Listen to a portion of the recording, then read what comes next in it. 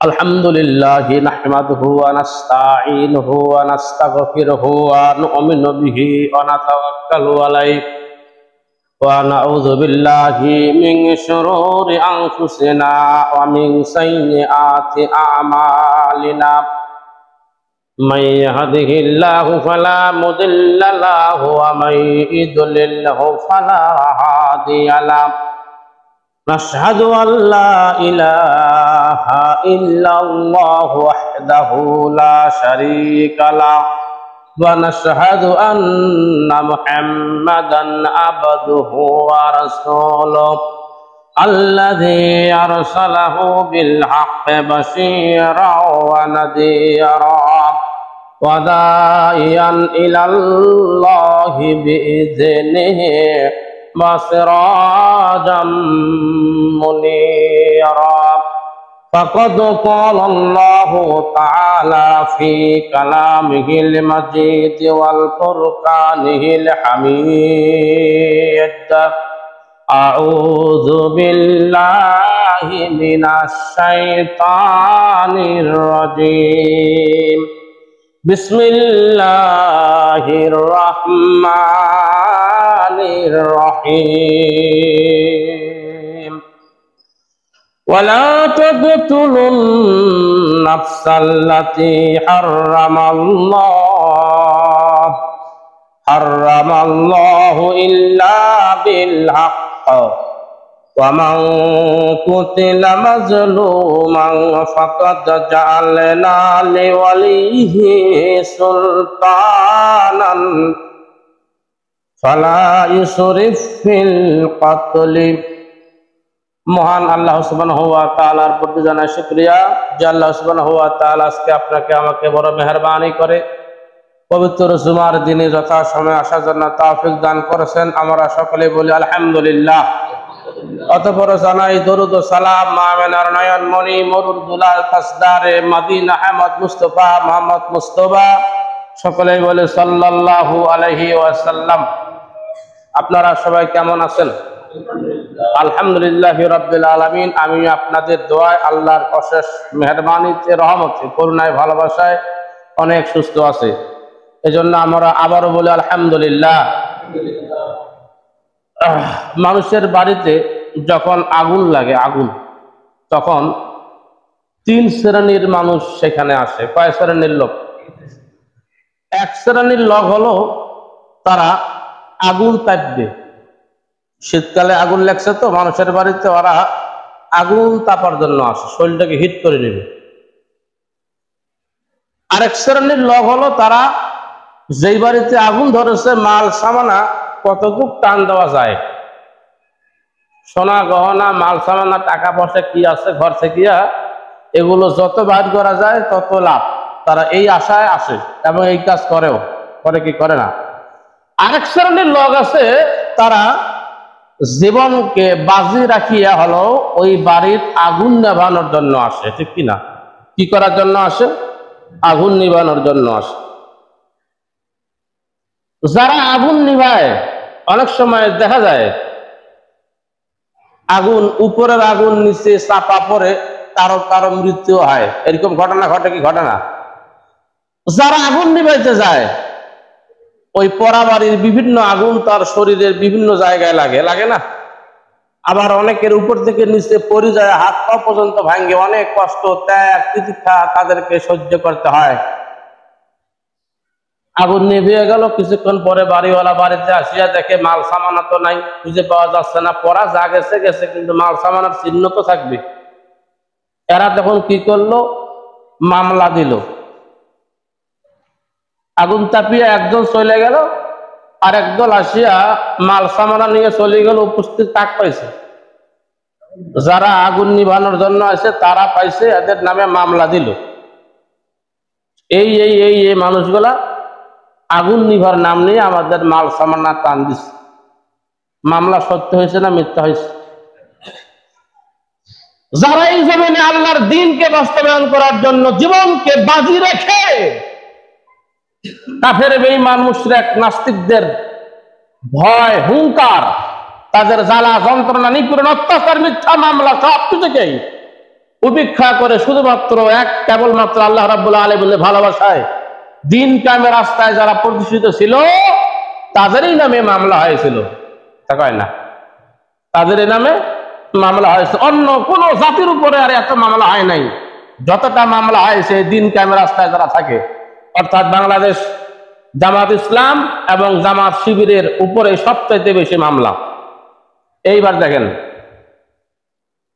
বাড়িওয়ালা একাই যখন মামলা করি আর দিশা পাইল না, তখন চিন্তা করলো যারা মাল সামানা নিয়ে গেছে এরা আবার একজন দুজন করে ওই বাড়িতে আসা শুরু করে।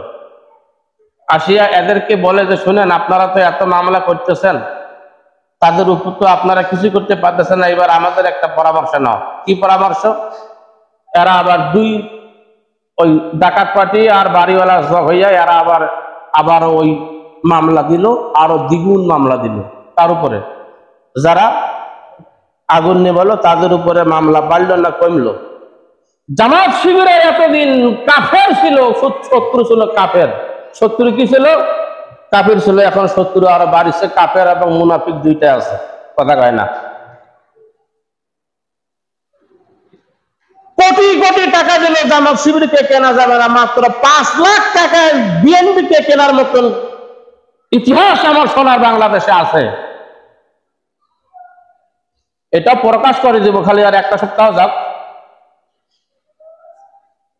বাতিল চেপে বসে আছে, অন্যায় ধরে বসে আছে, অথচ যারা বাতিলের বিপক্ষে কিছুদিন আগে কথা বললো এরা আর এখন কথা বলো না। কথা থাকুক, সমস্যাটা কি?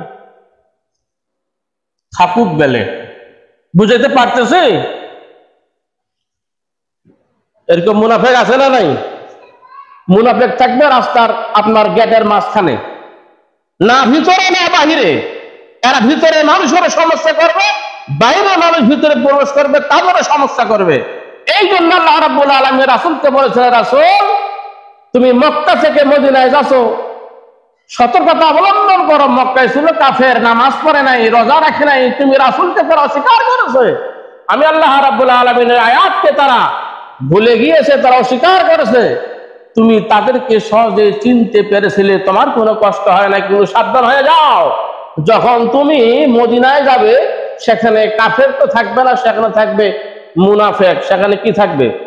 এরা আপনার সাথে নামাজ আদায় করবে, আপনার সাথে এরা রমজান মাসে ইফতার করবে, তাফসীরুল কোরআন মাহফিলে এরা আপনার সঙ্গে থাকবে, আপনার সঙ্গে তারা হজ করার জন্য যাবে, কিন্তু আপনি আল্লাহর জমিনে আল্লাহর দ্বীন কায়েম করতে যাবেন, তারা আপনার বিরুদ্ধে অস্ত্র ধরবে। কথা কোন ঠিক না বেঠে? এবার চিন্তা করে দেখেন, বাংলাদেশ জামাত ইসলাম আর ছাত্র শিবিরের শত্রু বাড়ছে না কমছে? এখনো বুঝে পান নাই? শত্রু বাড়ছে। কারণ দালালে দালালে একটা কথা আছে না, ওই যে রসুলের জোয়ার গড়া বলে একখানে হয়, এরকম একটা কথা আছে না, যে রসুলের যে কয়াগুলো আছে, জমাগুলো, এগুলোর কিন্তু আপনার ওই নিচের দিকে সবাই পাশাটা থাকে। এরা এখন একটা, কারণ ইসলামকে এই জমিনে প্রতিষ্ঠিত হতে দেওয়া যাবে না, এটা হলো মূল কাজ, ঠিক কিনা? এই জন্য সতর্কতা অবলম্বন করার দরকার আছে না নাই? এতদিন আওয়ামী লীগের আমলে যদি 10টা ইমাম সাহেবের ইমামতি যায় মসজিদে শুধু হক কথা বলার কারণে, এখন 25টা ইমাম সাহেবের ইমামতি যাবে হক কথা বললে। এখন তারা শক্তি পেয়েছে আরো অনেক। মনে করেন না যে তারা দূরে চলে গেছে, হাসিনা গেছে তো কি হয়েছে, বাকিগুলা তার ইলেকট্রিক ফ্যান আপনার সুইচটা বন্ধ করে দেওয়ার সাথে সাথে বন্ধ হবে কি? এটা ফ্যানটা কথা কয় না, হ্যাঁ? যেই ফ্যানটা আপনার ঘুরতেছে, সুইচটা বন্ধ করার সাথে সাথে এই ফ্যান বন্ধ হবে? তার যে ব্যারিং এর যে স্পিড আছে, আর কিছুক্ষণ ঘুরবে কি ঘুরবে না? সে চলে গেছে তো কি হয়েছে? সে দিলে সাগরিত রেখে গেছে, আমার ঘুরন কি বন্ধ হয়েছে? আমার ঘুরন বন্ধ হয় তো নাই, বরং তারা রাতারাতি পয়সা পাইয়া আরেক দলত জব দিয়ে দিছে। কথা কয় না, ঠিক কিনা? পরিস্থিতি এত খারাপ, আগাম বলতেছি। এই ওয়াজ গতকালকে একখানে করতে যায়, বলতেছি আগামী কথা বলা করছিস না, আগাম বলবো এই কারণে 5 বছর পরে হলেও আমার বক্তব্যটা বুঝতে পারবে জনগণ যে আসলে মাওলানা সাহেব কি বলেছিল কথাটা। পঠিত আয়াতের তাফসিরে আসেন, ওয়ালা তাকতুলু নাফসাল্লাতী হারামাল্লাহ, আল্লাহ পাক বলেছেন ওয়ালা তাকতুলু নাফসা, তোমরা অন্যায়ভাবে কোন মানুষকে হত্যা করিও। অন্যায়ভাবে কাকে? কোন নফসকে, কোন জীবনকে, কোন আত্মাকে তোমরা হত্যা করিও না। আল্লাহ হারামাল্লাহু বিল হক, আল্লাহ যাদেরকে হত্যা করার ব্যাপারে হারাম করেছেন অন্যায়ভাবে তোমার হত্যা, তাদেরকে করিও না। ইল্লা বিল হক, তবে হ্যাঁ হত্যা করা যাবে, হত্যা করা যাবে। কে বলেছে? ইল্লা বিল হক, তবে হত্যা করা যাবে। ন্যায় প্রতিষ্ঠার ক্ষেত্র ছাড়া অন্য কারণে হত্যা করা যাবে না। হত্যা করা যাবে ন্যায় প্রতিষ্ঠাকে লক্ষ্য রাখার জন্য। সুবহানাল্লাহ বিহামদিহি। ন্যায় প্রতিষ্ঠা, সত্য প্রতিষ্ঠার কারণ ছাড়া কাউকে হত্যা করা যাবে না।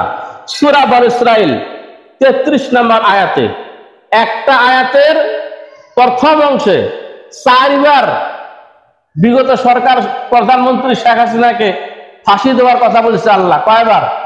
4 বার ফাঁসি হবে শেখ হাসিনার। আয়াতটা বলবো, দেখেন, মান করেন না, কোরআনের আয়াতের ব্যাখ্যা হচ্ছে ওয়ালা তাকতুলু নাফসাল্লাতী হারামাল্লাহ, অন্যায়ভাবে কাউকে হত্যা করা যাবে না।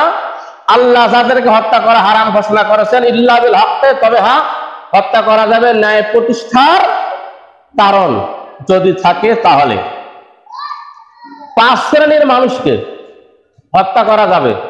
কয় শ্রেণীর মানুষ? 5 শ্রেণীর মানুষকে হত্যা করা যাবে। ইচ্ছাকৃত ভাবে যারা মানুষ হত্যা করেছে এদেরকে কিসাসের মাধ্যমে, আইনের মাধ্যমে এদেরকে হত্যা করা যাবে। এদেরকে কি করা যাবে? আপাতত যাবে, পরে ফরজ করা হয়েছে। দেখেন, আপাতত যাবে আয়াতের প্রথম অংশ। আলেমরা তো ভুল ধরার ওস্তাদ, কিন্তু ওয়াজ তো করবে না। টেলিভিশনের পর্দা ওয়াজ হচ্ছে হায়েস্ট নেফাজের বিবরণ, মহিলাদের হায়েস্ট নেফাজ প্রসঙ্গে। আরেকদিন শুনলাম সেখানে মহিলাদের নামাজ সংক্রান্ত।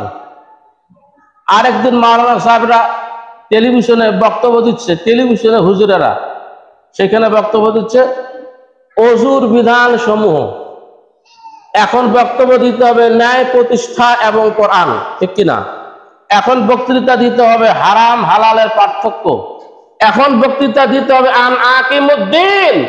এখন বক্তৃতা দিতে হবে ইসলামী রাজনীতি। এখন বক্তৃতা দিতে হবে ইসলামী রাষ্ট্রের ব্যবস্থা, ইসলামী অর্থনৈতিক ব্যবস্থা। এগুলো বক্তব্য না দিয়ে হুজুরেরা হায়েস্ট নেফাসের মাসালা ধরিয়ে বলতেছে। চিন্তা করিয়া দেখেন, মানে এরা তো কোরআন কতটুকু পড়ছে আল্লাহ তাকে ভালো জানে, খালি সময়টাকে পার করা যায় কেমন করে এই ধান্দায় তারা থাকে। এখানে বলা হচ্ছে যারা অন্যায় ভাবে মানুষকে হত্যা করে কিসাস তথা হত্যার শাস্তি রূপে তাকে হত্যা করতে হবে। অন্যায় ভাবে হত্যা করা হয়েছে যে আমি প্রমাণ করে দিচ্ছি। নিরপরাধ মানুষগুলোকে মিথ্যা মামলা দিয়ে ফাঁসির মঞ্চে ঝুলাইয়া তাদেরকে হত্যা করা হয়েছে। হয়েছে কি হয় নাই? হয়েছে না? এই মানুষগুলাকে 13.5 বৎসর কোরআনের পাখিটাকে জেলখানায় রাখিয়া ইনজেকশন দিয়ে তাকে মারা হলো, তাকে হত্যা করা হলো। এটা অন্যায় হত্যা কিনা? লগি এবং বৈঠা দিয়ে পিটিয়ে তাদের উপরে জালেমেরা নৃত্য করেছে, এরকম ইতিহাস আমার সোনার বাংলাদেশে আছে না নাই? আয়না ঘরের ভিতরে রাখিয়া নির্মম ভাবে তাদেরকে রাখা হয়েছে। অনেকেরই মৃত্যু হয়েছে, অনেকেরই জীবন পেয়েছি, অনেকে মারা গেছে। যারা মারা গেছে এত হিসাব তো পাওয়া যাবে না। তাহলে অন্যায় ভাবে হত্যা করা হয়েছে কিনা? যারাই অন্যায় ভাবে হত্যা করবে মানুষ, এদেরকে হত্যা করার ব্যাপারে কোরআন নির্দেশ দিয়েছে। কি করার ব্যাপারে? তাহলে একবার ফাঁসি হইল, কয়বার? একই আয়াতের ব্যাখ্যা দেখেন 2 নম্বরে হলো বিবাহিত নারী পুরুষ জানা বেবিচারের অপরাধী হলে তাদেরকে হত্যা করা যাবে। বিবাহিত নারী এবং পুরুষ জানা বেবিচারের অপরাধে সাব্যস্ত হলে তাদেরকে হত্যা করা যাবে। কে বলেছেন? 3 নম্বরে হলো মুরতাদ তথা ইসলাম ত্যাগকারীকে শাস্তিরূপে হত্যা করা যাবে। আমাদের বিগত সরকার ইসলাম ত্যাগকারী ছিলেন, তিনি ছিলেন মুরতাদ, তিনি ছিলেন মুশরিক, তার প্রমাণের অভাব নাই। বেটিক বিয়া দিল, বউ নিয়ে আসলো খ্রিস্টানের মেয়ে, ছেলেকে জামাই নিল খ্রিস্টানকে, আবার মেয়েকে বিয়ে দিল, পুত্রবধূ হলো খ্রিস্টানের। তার ভিতরে মুসলমানের কোন চিহ্ন থাকতে পারে? কথা বলেন। সুতরাং এই মানুষটাকে হত্যা করা ইসলামে জায়েজ না, ইসলাম নির্দেশ দিয়েছে তাকে হত্যা করো। তার মানে দুইবার ফাঁসি হইল। দিন ইসলাম প্রতিষ্ঠার কাজে বাধা সৃষ্টিকারীকে হত্যা করা যাবে।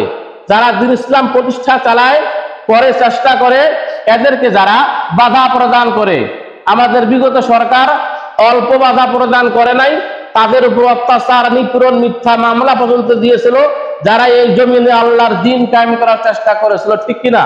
তাহলে 3 বার ফাঁসি হইলো। কয়বার ফাঁসি হইলো? এক আয়াতের প্রথম অংশে তার ফাঁসি দেওয়া যাবে 3 বার। 5 নম্বরে এখানে বলা আছে ইসলামী রাষ্ট্র ব্যবস্থার উৎপাটনের চেষ্টায় রত লোকদের শাস্তিরূপে তাদেরকে হত্যা করা যাবে। একই কথা, ইসলাম যারা প্রতিষ্ঠিত করতে চায় এই জমিনে, এদেরকে হত্যা করেছিল বিধায় তাকে হত্যা করা, যারা বাধা প্রদান করেছিল তাকে হত্যা করা যাবে। তাহলে এই সূরা বনী ইসরাঈলের 33 নম্বর আয়াতের প্রথম অংশ অনুযায়ী 4 বার হত্যার মামলা, মানে 4 বার তাকে ফাঁসি দেওয়া যাবে। কয়বার? 4 বার ফাঁসি দেওয়া যাবে। হ্যাঁ, এইবার দেখেন দ্বিতীয় অংশে ওয়ামান কুতিলা মাজলুমান, আর যারা হত্যাকৃত হবে, কুতিলা মানে হলো হত্যাকৃত হওয়া, কুতিলা হত্যাকৃত হওয়া, মাজহুলের সিগা, যারা গ্রামার বুঝেন, ওয়ামান কুতিলা মাজলুমান, যাদেরকে অন্যায়ভাবে হত্যা করা হবে, ফাকাত জাল্লা ওয়ালিহি, এদের অভিভাবক যারা থাকবে, এদের কারা থাকবে? অভিভাবক। অনেকেরই সন্তানকে গুলি করে হত্যা করা হয়েছে, হয় নাই? ফাঁসি দিয়ে গুলি করা হত্যা করা হয়েছে কিনা? যেই সমস্ত মানুষগুলোকে হত্যা করা হয়েছে তার অভিভাবক এই দেশে বাঁচিয়ে আছে না মারা গেছে? কথা বলেন। আরেকটা জিনিস, আপনারা সবাই অভিভাবক, আপনারা সবাই কি অভিভাবক? প্রমাণ করে দেব, আল মুসলিমু আখাহুল মুসলিমিন লা ইজলিমিহু ওয়ালা ইসমি, এক মুসলমান আরেক মুসলমানের ভাই, লা ইজলিমিহু, তাদের উপর জুলুম করা যাবে না, ওয়ালা ইসমিহু, এবং কোন প্রকারের ক্ষতির দিকে তাকে ঠেলিয়ে দেওয়া যাবে না। সুতরাং আমরা তাদের ভাই, তারা আমাদের ভাই, ঠিক কিনা? যারা মারা গেছে তারা আমাদের ভাই যদি হয়ে থাকে, সঠিক অর্থ যদি ভাই হয়ে থাকে, তাহলে আমরা তাদের অভিভাবক, আমরা তাদের কি অভিভাবক। আল্লাহ পাক বলতেছে দুনিয়ার অভিভাবকেরা, ওয়ামান কুতিলা মাজলুমান, যাদেরকে অন্যায়ভাবে হত্যা করা হয়েছে, তাদের অভিভাবক যারা তোমরা আছো, তোমাদের জন্য দায়িত্ব আমি করে দিলাম সুলতানান, তাদের প্রতিকারের, তাদের হত্যার বিচারের দাবি। আলহামদুলিল্লাহ বলেন। তার মানে যারা অন্যায়ভাবে মানুষ হত্যা করেছে, এদের হত্যা চাওয়া, এদের উপর মামলা করার দায়িত্ব আল্লাহ রাব্বুল আলামিন দিয়েছেন সূরা বনী ইসরাঈলের 33 নম্বর আয়াতে। নামটা খেয়াল আছে? সূরা বনী ইসরাঈলের 33 নম্বর আয়াতে তার উপর মামলা করার কথা বলেছে, যদি কেউ নিজেকে মুসলমান বলে দাবি করে, ঠিক কিনা? কথা বলেন। যদি কোনো নিজেকে কোনো ব্যক্তি মুসলমান বলে দাবি করে, এই অভিভাবকদেরকে আল্লাহ পাক দায়িত্ব দিয়েছেন। আবার বলা হচ্ছে ফালা ইসরু ফিল কাতলি, তবে হ্যাঁ, এই হত্যার প্রতিশোধ নিতে যাইয়া তোমরা আবার বাড়াবাড়ি করিও না, একটার পরিবর্তে 4টার হত্যা করিও না, মানুষকে ঢুকে ঢুকে মারিও না, অন্যায় ভাবে যন্ত্রণা দিয়ে মারার দরকার নেই। যাকে যেভাবে হত্যা করা হয়েছে সেই হত্যার প্রতিশোধ সেইভাবে নিতে হবে, অতিরঞ্জিত কোনো করা ইসলাম হুকুম দেয় নাই। এখন এখানে চিন্তা করে দেখেন, ফালা ইসরু ফিল কাতলি, আয়াতটা আমি বানাইছি না আল্লাহ পাক আগে দিয়েছেন? কথা বলেন তো। যদি আল্লাহ পাকের আয়াত থাকে, সঠিক ব্যাখ্যা দিলে রাগ করবেন না? রাগ করবেন না তো? হ্যাঁ, এইখানে দেখেন ফালা ইসরু ফিল কাতলি, বহুবার এটা পড়িয়ে আমি রিসার্চ করে দেখেছি, বহু কিতাব থেকে নিয়ে। ফালা ইসরু ফিল কাতলি, যার অর্থ হলো অন্যায়ের শাস্তি নিতে যাইয়া বাড়াবাড়ি করা যাবে না। বিগত সরকার এক বাপের হত্যার প্রতিশোধ নিতে যাইয়া কতগুলা মানুষকে হত্যা করেছে, ঠিক কিনা? এখনো শেখ মুজিবের হত্যাকারী আপনার শরীফুল ইসলাম ডালিম লিবিয়াতে জীবিত আছে, এটা জানা আছে আপনাদের? আমি নিজে লিবিয়াতে তার বাড়ি দেখে আসছি। লিবিয়াতে মাত্র 2টা বাংলা পোস্টার আছে, 2টা বাংলা পোস্টার। একটা বাংলাদেশ দূতাবাসে আছে, লিবিয়ায় বাংলাদেশ দূতাবাসে আছে একটা, আরেকটা আছে এই শরীফুল ইসলাম ডালিমের বাড়ির উপরে। প্রথমে ইংলিশে আছে, তারপরে আরবিতে, তারপরে বাংলাতে আছে। এই দুইটা চোখে পড়েছে আমার মাত্র। আমার মনে হয় না যার কোনখানে দুইটা বাংলা কি বলে আপনার সাইনবোর্ড মানে কোনো সাইনবোর্ড পাওয়া যাবে। বাংলা সাইনবোর্ড লিবিয়ায় দুই জায়গায় আছে। শরীফুল ইসলাম ডালিম লিবিয়ার সেনাবাহিনীর যে ট্রেনার, তিনি তাদেরকে ট্রেনিং করান। এত বড় একটা মানুষকে খুঁজে পাওয়া যাচ্ছে না। আর ছোট্ট একটা পিঠালি, পৃথিরাজ পিঠালি পৃথিবীর কোন জায়গায় আছে এটাকে বাহির করার মতন যন্ত্র এই জমিনে আছে না নাই? পৃথিবীতে আছে না নাই? কিন্তু মূল বিষয় না, শরীফুল ইসলাম ডালিমকে থাক, সে ওইখানে আওতা থাক। এর নাম নিয়ে হত্যাকারী আর কতগুলো আছে মিথ্যা বানানো ভাবে খুঁজে বেড়ে মানুষকে হত্যা করতে হবে। এইটাই ছিল তার মূল টার্গেট। এইটাই ছিল কি মূল টার্গেট।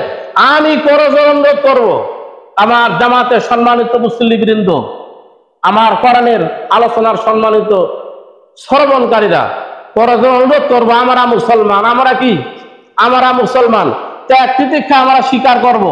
এতে কোনো সমস্যা নেই, আমরা ত্যাগ স্বীকার করতে আমরা রাজি আছি। কিন্তু ইসলাম থেকে দূরে সরে গিয়ে মুরতাদ হতে আমরা রাজি নাই, ঠিক কিনা? জেল জরিমানা তো হতেই হবে, আমরা তো মুসলমান, ত্যাগ তো স্বীকার করতেই হবে, ঠিক কিনা? হক পথে একটু আমরা কষ্ট পাইছি, এতে কোনো সমস্যা নাই। ভবিষ্যতে আরো যদি কোনো মুসলমানের উপরে অত্যাচার আসে না আসবে, তবুও এগুলোকে মাথা পেতে নিতে হবে, ঠিক কিনা? কিন্তু অন্যায়কে প্রশ্রয় দেওয়া যাবে না। কিন্তু আজকে বাংলাদেশের একদল যারা মধ্যবর্তী অবস্থান করতেছে, আপাতত নাম নিচ্ছে না, এরা অল্প পয়সাতে এরা বিক্রি হয়ে যাচ্ছে, অল্প পয়সাতে এরা বিক্রি হয়ে যাচ্ছে রাতারাতি। আগেই বলেছি, বাড়িওয়ালা এবং ডাকাত একসঙ্গে মামলা করতেছে তাকে, যে বাড়িতে আগুন লাগানোর জন্য, আগুন নিভানোর জন্য এসেছিল। খেয়াল আছে আপনাদের? এই পরিস্থিতিতে বর্তমান পরিস্থিতি, আমরা প্যার হাজারিন, ইসলামকে দূরীভূত করার জন্য পৃথিবী শুরু থেকে শুরু করে এখন পর্যন্ত ইসলামকে কি বলে আপনার তুলিয়ে দেওয়ার জন্য, উৎখাত করার জন্য বাতিলরা চেষ্টা করেছে। আমরা মুসলমান যদি শক্তিশালী না হয়, ইসলামকে যদি আমরা মহব্বত না করি, কোরআনের সঙ্গে যদি আমাদের সবক না থাকে, তাহলে ইসলাম ধ্বংস হবে, ঠিক কিনা? এই জন্য আল্লাহ রাব্বুল আলামিন আমাদেরকে সবাইকে মওজুদ দেয় ইসলামের উপরে, কোরআনের উপরে, কোরআনের ভালোবাসা, রাসূলের তরিকার উপরে যেন আমরা মৃত্যুর পূর্বক্ষণ পর্যন্ত থাকতে পারি। আর বলি যে আল্লাহ শত অত্যাচার, নিপীড়ন, জ্বালাতন সহ্য করতে রাজি আছে, আল্লাহ বাতিলের কাছে মাথা নত করতে রাজি নাই। 1 লক্ষ না 50 কোটিও যদি যায়, আল্লাহ আমরা মুসলমান বিক্রি হইতে রাজি নাই, ঠিক কিনা? আমরা সকলে বলে আমিন, আরো জোরে বলে আমিন।